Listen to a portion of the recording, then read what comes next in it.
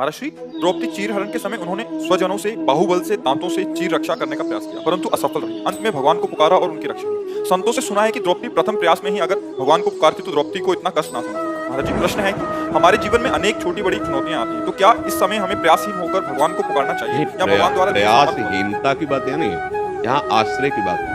प्रयासहीनता की बात नहीं है, यहाँ आंतरिक आश्रय की बात है। कल का सत्संग सुनते थे, इसी की यही चर्चा हुई थी इसमें कि हम अंदर से भगवत आश्रय विहीन है। तब हमको वो बात याद आती है जब हम असफल हो जाते हैं, जब हमारी चारों तरफ असफलता ही असफलता होती है, तब हमको एक महाबल की याद आती है, भगवान की। शायद अगर हम पहले ही उस महाबल का आश्रय लेकर उनके द्वारा जो कराया जा रहा प्रयास है, मेरा प्रयास नहीं, उनके द्वारा जो कराया जा रहा है, असफलता हमें छू नहीं सकती। हमें बाहर असफलता दिखाई देगी लेकिन हमें छू नहीं सकती, वो हमें परास्त नहीं कर सकती। यहीं से वस्त्र प्रकट हो गया था, भगवान का चीर अवतार हो गया, वस्त्र अवतार हो गया। आश्रय में बड़े बड़े चूक कर देते हैं। एक बार दुर्योधन ने श्री दुर्वासा जी की सेवा कर ली 4 महीने। दुर्वासा जी की सेवा करना बहुत कठिन, क्योंकि जरा में वो ऋषि में हो जाते थे और शाप भी दे देते थे। शाप और वरदान देने में बहुत ही समर्थ महात्मा, तपस्या के धनी दुर्वासा जी। 4 महीने चतुर्मास सेवा करने के बाद हाथ जोड़ के सामने खड़ा हो। देखो, अगर हृदय में वास्तविक भगवत भाव नहीं है तो इतने बड़े महात्मा की सेवा करने के बाद भी कुछ लाभ नहीं होगा। उनका महाराज, मैं एक प्रार्थना करता हूँ, अगर आप प्रसन्न हैं हमारी सेवा से तो हमारे बड़े भाई हैं महाराज युधिष्ठिर, उनकी भी सेवा स्वीकार करें।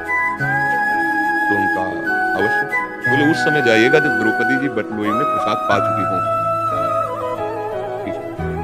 4 महीने की सेवा का फल क्या मांग रहा? उद्देश्य अंदर क्या है उसका कि ये सब पांडव नष्ट हो जाएंगे, क्योंकि जो ही बटलोई में द्रौपदी जी पा लेती थी कुछ बचता नहीं था।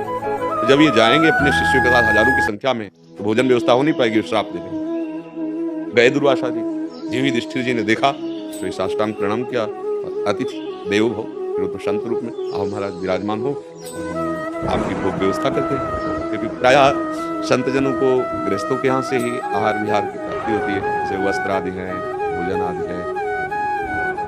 इसलिए हम गृहस्थ धर्म को सबसे बड़ा मानते हैं, क्योंकि वहीं संत प्रकट होते हैं। संतों का पालन पोषण भी निमित्त रूप से गृहस्थ धर्म, मतलब वस्त्र कहाँ से मिले हैं, भोजन कहाँ से मिलता है। तो गृहस्थ का कितना बड़ा उदार हृदय होता है कि वो उत्तम रसोई तैयार करवा करके संतों को। युधिष्ठिर जी तो परम धर्म स्वरूप है, उन्होंने निमंत्रण महाराज, तो उनका मैं यमुना स्नान करने जा रहा हूँ, लौट कर अभी आता हूँ, सब शिष्यों से प्रसाद पाऊंगा। अब युधिष्ठिर जी अंदर गए, द्रौपदी से जो हम तुम्हें बताना चाहते हैं, पूछा कि बटलुई में पा लिया? उनका पाके धोके रखा।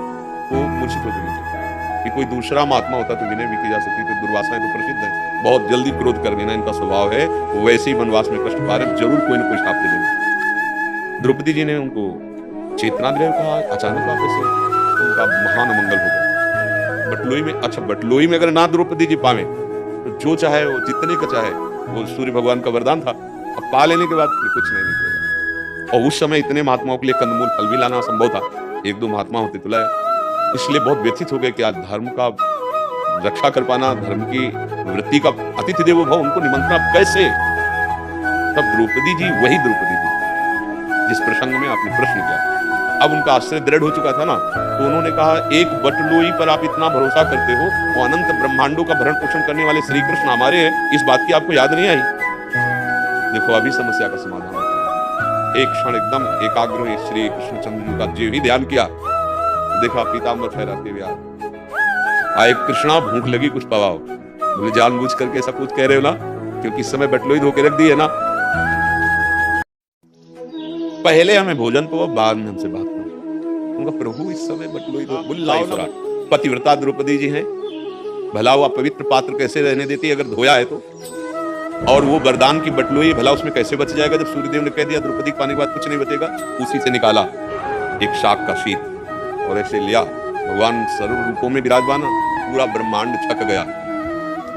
जाओ दुर्वासा जी को लिवा खिलाओ। युधिष्ठिर जी ने कहा, महाराज व्यवस्था? बोले, जाओ उनसे कहो जाकर के कि आओ, सब रसोई तैयार है, प्रसाद पावा। भगवान की आज्ञा मानकर वहां गए तो सब ऋषि ऐसे छक रहे थे कि आचमन करने की जगह नहीं। कहा, महाराज रसोई तैयार है, आओ प्रसाद। तो उनका, हमसे वरदान मांग लो, पर हम प्रसाद नहीं पा सकते। मतलब वरदान मांगने की बात इसलिए कही, बड़ी व्यवस्था, अब इतने शिष्यों की व्यवस्था, हम जाएंगे नहीं। तो उन्होंने कहा कि अब आप विचार करके देखो, उसने साधु सेवा की, आश्रय भगवान का नहीं तो क्या मांगा? उनके विनाश की बात, पांडवों की, भक्तों की विनाश। युधिष्ठिर जी महान धर्मात्मा और भगवत भक्त है, और आश्रय में जो सुना बटलोई भूल के रख गए, अब कैसे होगा? याद नहीं आई ना श्री कृष्ण की? द्रौपदी जी एक बार अनुभव कर चुकी है, इसलिए तत्काल उन्होंने भगवान का सारे प्रयासों की सफलता श्री भगवान से।